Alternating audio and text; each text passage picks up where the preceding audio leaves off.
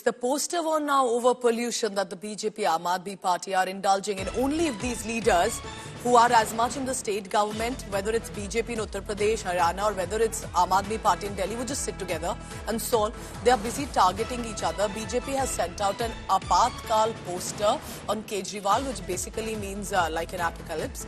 But Aam Aadmi Party in turn releases the Vishkal poster with Prime Minister Modi's image in it, wearing a mask. So artificial intelligence posters taking the lead. This is what, remember, while it may be all fun and games for the Netas putting out their narratives, their views, but the fact is if only their teams would put in as much effort to save the life of people, because the kind of long-term damage that people are facing on the ground.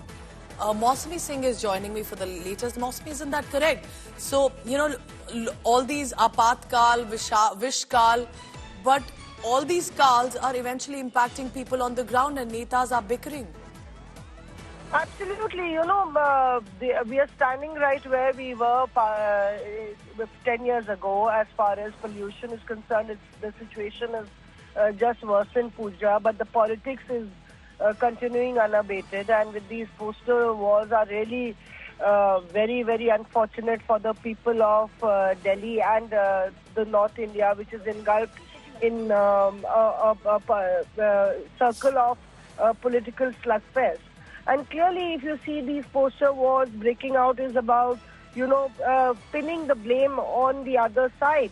Earlier in the day, I spoke to Sandeep Dixit, and he squarely blamed the Aam Aadmi Party and Arvind Kejriwal for the miscoordination and mismanagement as far as the situation is concerned. So it's a tit for tat that's continuing, and with the BJP, you know, slamming the Aam Aadmi Party has now called it Modi's Vishkal.